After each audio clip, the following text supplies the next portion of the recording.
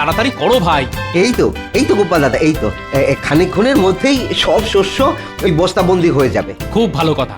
তাহলে কাল সকাল সকালই সব বস্তা গরুর গাড়িতে চাপিয়ে মুর্শিদাবাদে নবাবের কাছে পাঠিয়ে দেওয়া যাবে। আচ্ছা ভাই, চাল ডালগুলো সব ভালো করে ঝাড়া বাছা করে নিয়েছো তো? দেখো যেন কোনো শস্যের সাথে আবার কাঁকড় মাটি না মিশে যায়। তুমি নিশ্চিন্তে থাকতে পারো, সব একেবারে ঝাড়া বাছা। তা কাজ তো প্রায় মিটে এলো দেখছি। আমি তাহলে এখন গিয়ে মহারাজকে খবরটা দিয়ে আসি। হ্যাঁ হ্যাঁ হ্যাঁ, তুমি নিশ্চিন্তে যেতে পারো।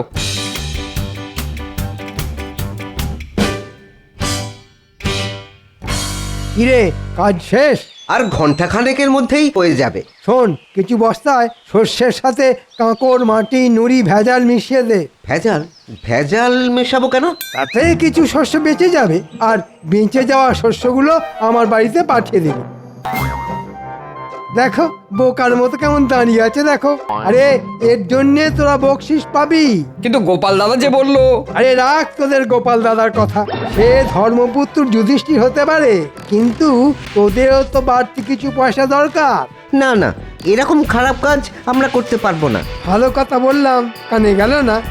তোরা সকলে দেখছি খুব গোপাল দাদার ভক্ত হয়ে উঠেছিস। তাহলে মোট বাড়তি রোজগারের সুযোগকেও যখন হাতছাড়া করলি, তখন ওই বাঁধা মজুরিতেই খেটে মর যত সব।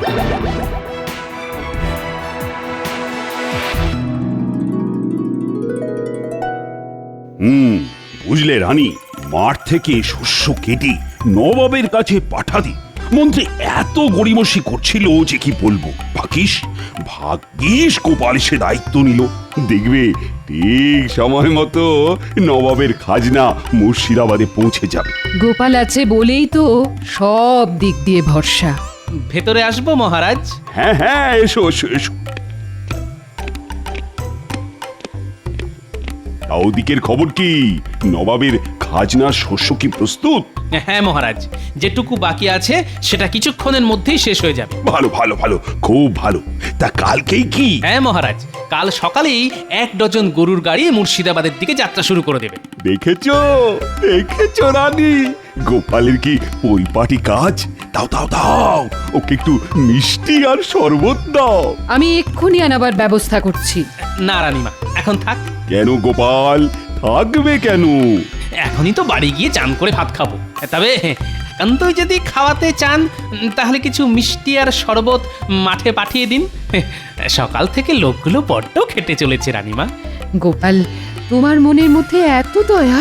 দয়া নয় রানীমা, সামান্য একটু সহানুভূতি। আর এ সবই তো মহারাজের কাছ থেকে শেখা।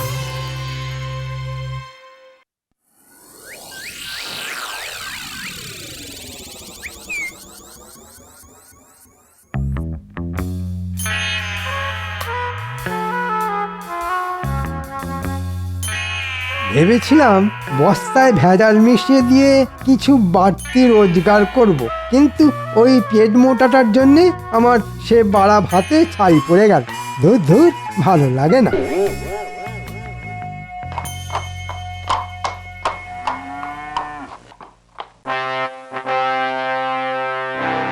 বল কি উজির, খাজনা এসে গেছে? হ্যাঁ হ্যাঁ হ্যাঁ হুজুর, এই ফাঁকে নিজের ঢাক নিজেই একটু বাজিয়ে নি। আসবেন না কেন হুজুর? আসলে খাম্বাজ রাজ আর কৃষ্ণচন্দ্রকে এমন ভয় দেখিয়েছিলাম না। ভয় দেখিয়েছিলে? দারুণ ভয় দেখিয়েছিলাম। স্পষ্ট ভাষায় জানিয়ে দিয়েছিলাম যে নির্দিষ্ট সময়ের মধ্যে খাজনা না এসে পৌঁছলে মোটা রকমের জরিমানা করা হবে। বাবা বাবা বাবা বাবা, বহুত খুব বহুত খুব বহুত খুব। এই না হলে আমার উজির। হ্যাঁ তা উজির, ওই তুই সব চাল ডালগুলো রেখেছো কোথায়? আমাদের সব থেকে বড় ভাড়ারে। নিজের চোখে যদি একবার দেখতেন দিল, তাহলে একেবারে খুশ হয়ে যেত আপনার। আহা, কত বস্তা কত বস্তা। তাহলে চলো একটু দিল খুশ করে আসা যাক। যাবেন? হ্যাঁ, ভাড়ারে গিয়ে বস্তাগুলো একবার নিজের চোখে দেখে আসা যাক। তাই চলুন জাহাপানা।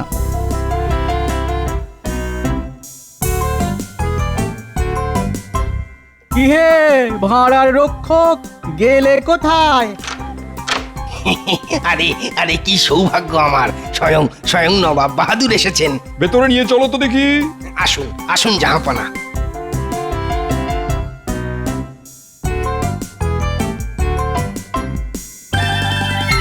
বাবা বাবা বাবা, চমৎকার সাজিয়ে রেখেছো দেখছি।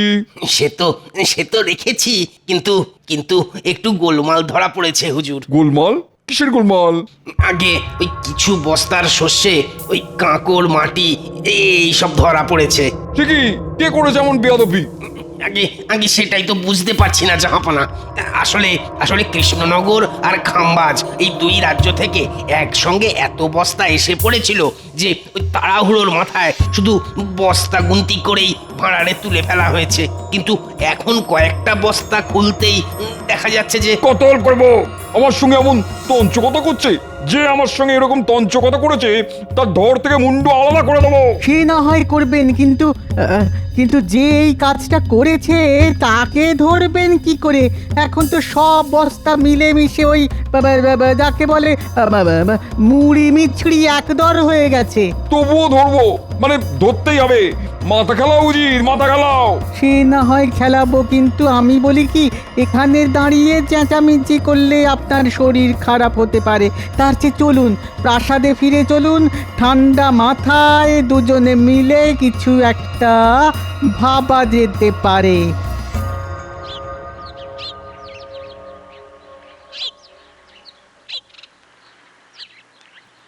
কি গোপাল, বাজার হয়ে গেল?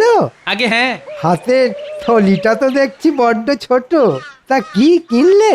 ওই তো কটা আলু, একটা পুঁচকে বেগুন, সামান্য লাউ শাক আর কুচো মাছ।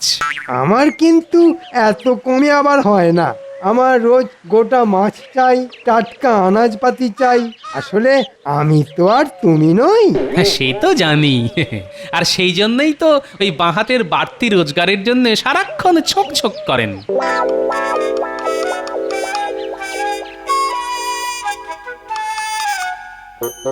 খুব বেড়েছো গোপাল, দাঁড়াও, সুযোগ পেলে এমন অবস্থা করব না যে কেঁদে আর কুল পাবে না।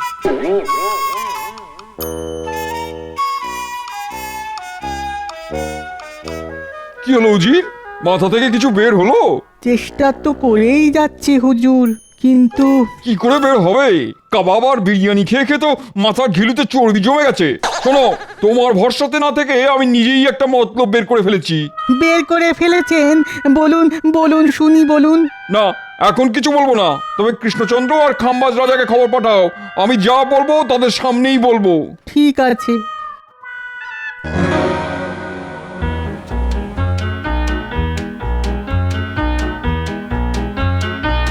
এই যে বুড়ো, একটু যাও তো। এই দুপুরবেলা কোথায় যাব প্রাণেশ্বরী? এই রাজবাড়িতে গিয়ে কুঁচো মাছের লাউ শাক চচ্চড়ি দিয়ে এসো। মহারাজ খেয়ে বলবেন কেমন রেঁধেছি আমি, অমৃত না গড়ল। দাও তাহলে, দিয়ে আসি।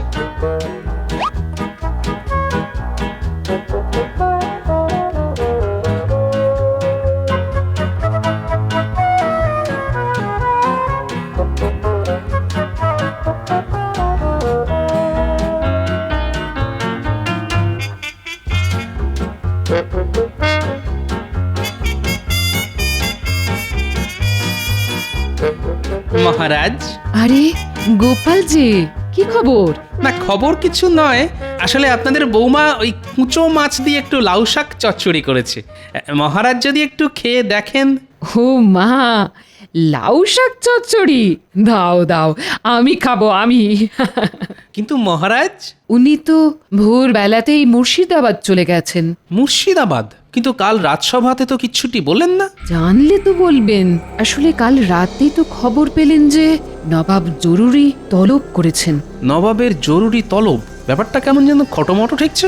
ঠিক আছে, বাটিটা রাখুন, খেয়ে বলবেন কেমন রেঁধেছে আমার গিন্নি।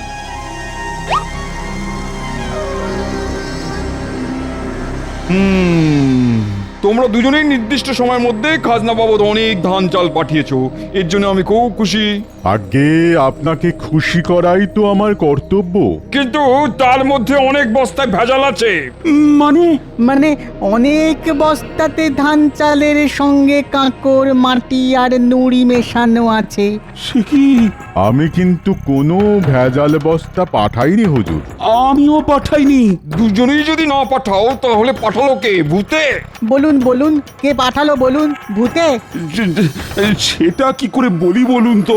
এখন সব বস্তা মিলেমিশে গেছে, তাই আসল অপরাধী যে কে সেটা বোঝা যাচ্ছে না। তবে আপনাদের মধ্যে একজন তো পাঠিয়েছেই। তোমরা যদি নিজেদের দোষ স্বীকার করে নাও তাহলে শাস্তি কমে যাবে, আর অস্বীকার করলে কি যে হবে সেটা তোমরা কল্পনাও করতে পারছো না।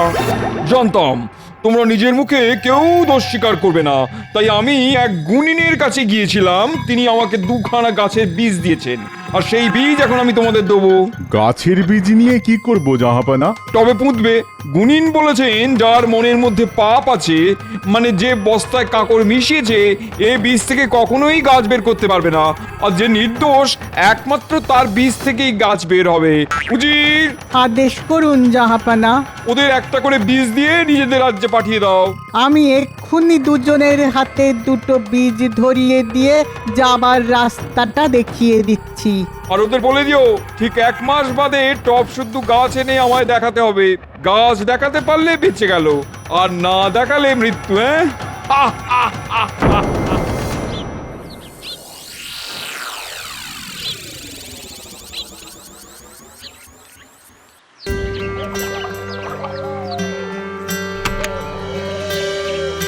হে মা, বীজ থেকে যেন গাছ বের হয়। আমার মুখ রক্ষা করো মা। এত এত উতলা হচ্ছেন কেন? আহ, আপনি তো কোনো পাপ করেননি। দেখবেন বীজ থেকে গাছ ঠিক বের হবে।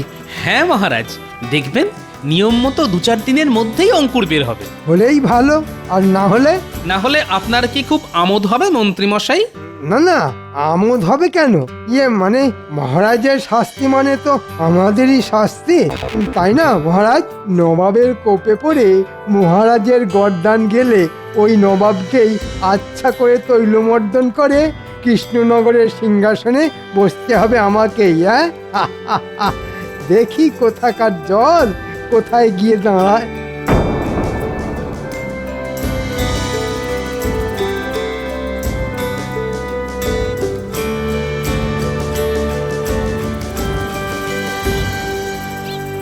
মহারাজ, আমাদের ডেকেছেন? আর ডেকেছেন? আমার তো সর্বনাশ হয়ে গেছে মন্ত্রী। 15 দিন হয়ে গেল। দেখো দেখো, এখনো বীজ থেকে অঙ্কুর বের হয়নি। তাই তো, এটা তো বড় চিন্তার কথা।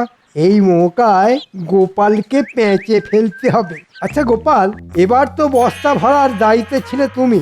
সত্যি করে বলো তো, তুমি আবার চালে ডালে কাঁকড় মিশিয়ে দাওনি তো? কি বলছেন আপনি? আরে চালে ডালে আমি কেন কাকড় মেশাতে যাব?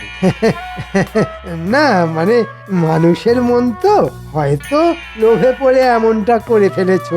এটা করে আমার লাভ? এ তো খুব সোজা অঙ্ক। মানে যতখানি কাঁকড় মেশালে ততখানি চাল ডাল নিয়ে গিয়ে ঘরে তুলে ফেললে। বাজে কথা মহারাজ, বিশ্বাস করুন এমন কাজ আমি করিনি মহারাজ। তাহলে 15 দিন কেটে যাবার পরও বীজ থেকে অঙ্কুর বের হচ্ছে না কেন? কেমন দিলাম গোপাল? সেদিন বাজারে আমার বাহাতের বাড়তি রোজগার করা নিয়ে অনেক কথা শুনিয়েছিলে। এবার ঠেলা সামলাও। কি হলো গোপাল, তুমি তো এত কথা বলো, তা এখন চুপ করে আছো কেন? আমার মনে হয় বীজটা নিষ্ফলা, মানে বন্ধা। এই বীজ থেকে গাছ হবে না মহারাজ। কে আমার বীজ বিশারদ এলেন রে? অমনি ফট করে বলে দিলেন এটা নিষ্ফলা বন্ধা বীজ। বলি, বীজ আবার কখনো বন্ধা হয় নাকি? হয় মন্ত্রী মশাই, বীজকে নুন জলে 2-1 দিন ভিজিয়ে রাখলেই বীজ বন্ধা হয়ে যায়। নবাবের আর খেয়ে দে কাজ নেই, তিনি এত সব করতে যাবেন। আর তিনি এসব করতে যাবেনি বা কেন? হয়তো তার অন্য কোনো উদ্দেশ্য আছে। আর একটাও বাজে কথা নয়, আমি বেশ বুঝতে পেরেছি। এইসব কুকাজের মূলে হচ্ছে তুমি। উফ, আমার না মাথার চুল ছিঁড়তে ইচ্ছা করছে। কেন যে তোমার মতো একটা জোচ্চোরের হাতে আমি এই দায়িত্ব দিয়েছিলাম। মহারাজ, আমি এখনো বলছি আমি নির্দোষ। আবার কোথা?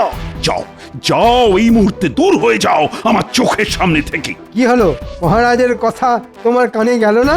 যাও, চলে যাও। আর যাবার আগে শুনে যাও, আমি কিন্তু তোমায় সঙ্গে করে মুর্শিদাবাদে নিয়ে যাব। নবাবকে বলে যথাযথ শাস্তির ব্যবস্থা করব তোমার। যাও যাও।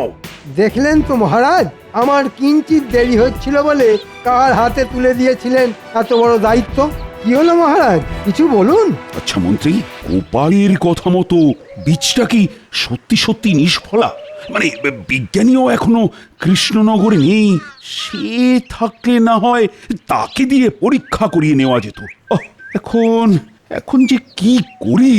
এসব নিয়ে কোনো চিন্তা করবেন না মহারাজ, আরে আমি তো আছি, আপনার মুশকিল আসান। শুনুন, আমি এক বীজ বিশারদকে চিনি। হ্যাঁ, তাই নাকি? হ্যাঁ, সে যেন তেন প্রকারেণ এই বীজ থেকে ঠিক গাছ বের করে দেবে, আর সেই গাছ নিয়ে আপনি ড্যাং ডেঙিয়ে নবাবের কাছে গিয়ে নিজেকে নির্দোষ প্রমাণ করে আসবেন। তাহলে আর দেরি করছো কেন? যাও যাও যাও, এক্ষুনি তার কাছে যাও। কিন্তু সে তো খালি হাতে কিছু করতে চাইবে না। তো কত দিতে হবে তাকে? ধরুন এই 500 মোহর। ঠিক আছে ঠিক আছে, রাজকোষ থেকে নিয়ে যাও। যথাজ্ঞা মহারাজ। হ্যাঁ, কেমন ঠোকরছে, 500 মোহর রোজগার হয়ে গেল। একেই বলে কারো সর্বনাশ আর কারো পৌষ মাস। হ্যাঁ,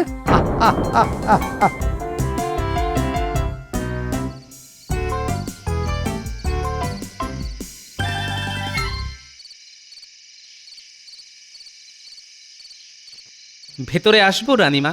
হ্যাঁ হ্যাঁ, এসো। আচ্ছা গোপাল, এসব কি শুনছি? তুমি নাকি... বিশ্বাস করুন রানীমা, আমি নির্দোষ। ওই মন্ত্রীর কথা শুনে সেটা আমিও বুঝতে পেরেছি, কিন্তু উপায়... আমি মহারাজকেও বলেছি, এখন আপনাকেও বলছি, নবাব কোনো বন্ধা বীজ দিয়ে মহারাজের সততা পরীক্ষা করতে চাইছেন। ওদিকে মন্ত্রী তো মহারাজের কাছ থেকে 500 মোহর নিয়ে একটা গাছ নিয়ে এসেছে। সেটা একবার দেখতে পারি? এসো আমার সঙ্গে। কি, এ তো লাউ গাছ। কিন্তু নবাব যেটা দিয়েছিলেন সেটা তো যতদূর মনে হয়েছিল তেঁতুল গাছের বীজ। তাই তো রানীমা, আমি হলফ করে বলতে পারি এ গাছ নিয়ে গেলে মহারাজ কিন্তু ধনে প্রাণে মারা যাবেন। তাহলে কি করব এখন? মহারাজের যাবার দিন যেমন করেই হোক টপ থেকে এই গাছটা উপড়ে ফেলে দেবেন। আমি এখন যাই রানীমা, যে কোনো মুহূর্তে মহারাজ আবার এসে পড়তে পারেন।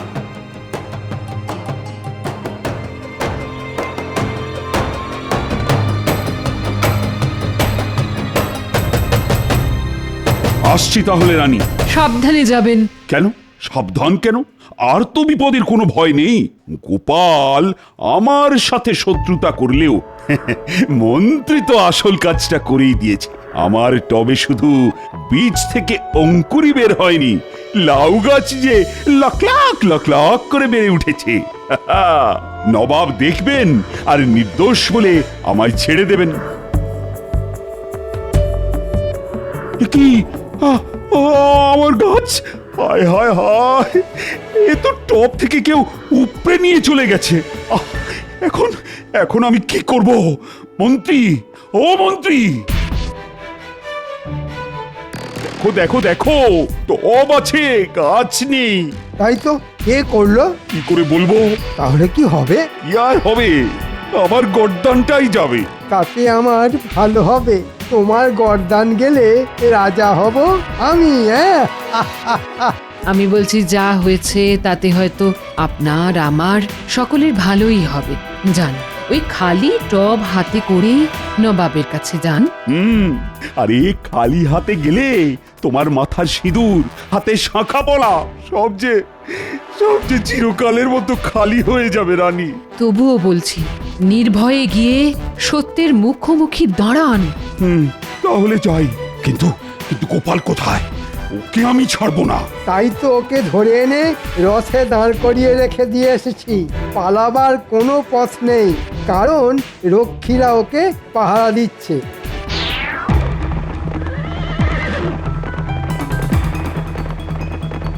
গোপাল, আজই মনে হচ্ছে তোমার শেষ দিন, কারণ আমার ঘাড়ে দোষ এসে পড়লে আমি কিন্তু সব দোষ তোমার ঘাড়ে চাপিয়ে দেব। যথাজ্ঞা মহারাজ। তবে একটা কথা, যা ঘটেছে সেটাই বলবেন, কারণ চিরকাল সত্যেরই জয় হয় মহারাজ। এই তুমি থামাতা।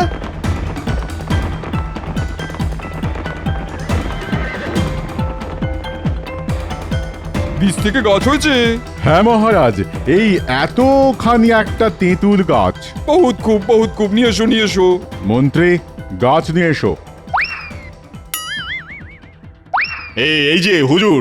বহুত খুব বহুত খুব। কৃষ্ণচন্দ্র, তোমার গাছের কি খবর? বীজ থেকে গাছ হয়নি হুজুর। তাহলে দেখলেন তো জাহাপনা, আমরা নির্দোষ আর ওই কৃষ্ণচন্দ্রই দোষী। খামোশ! আর একটা কথা বললে না, ধর থেকে মুন্ডু আলাদা করে দেবো। তোমাদের যে বীজ দিয়েছিলাম তার থেকে কোনোদিনও গাছ বের হতে পারে না, কারণ ওগুলো নুন জলে ভিজিয়ে আমি নির্বীজ করে দিয়েছিলাম। কিন্তু আপনি এটা করলেন কেন? এটা ছিল আমার একটা চাল। আমি জানতাম যে দোষী সে নিশ্চয়ই আমার ফাঁদে পা দিয়ে অন্য একটা গাছ এনে আমায় দেখাবে। দেখলেন তো মহারাজ, আমার কথা মিলল কিনা? আমায় ক্ষমা করে দিন জাহাপানা, কথা দিচ্ছি এমন অপরাধ আর কোনোদিন করব না। কৃষ্ণচন্দ্র, তোমার সততার পুরস্কার হিসেবে তুমি পাবে ৫,০০০ মোহর আর ৩ বছরের জন্য খাজনা মুকুব। আসলে আমিও আমার মন্ত্রীর কথায় আপনার পাতা ফাঁদে পা দিতে যাচ্ছিলাম, কিন্তু গোপালের জন্যে আমি রক্ষা পেলাম। যা, এবারেও আমে দুধে মিশে গেল। গোপাল, ও গোপাল, আমি না বুঝে তোমায় সন্দেহ করেছিলাম। আমায় তুমি ক্ষমা করে দাও গোপাল। আমার কি হবে জাহাপানা? কি হবে? মুন্ডু না নিলেও তুমি আর তোমার মন্ত্রী যাবে কারাগারে। হ্যাঁ নয় হ্যাঁ।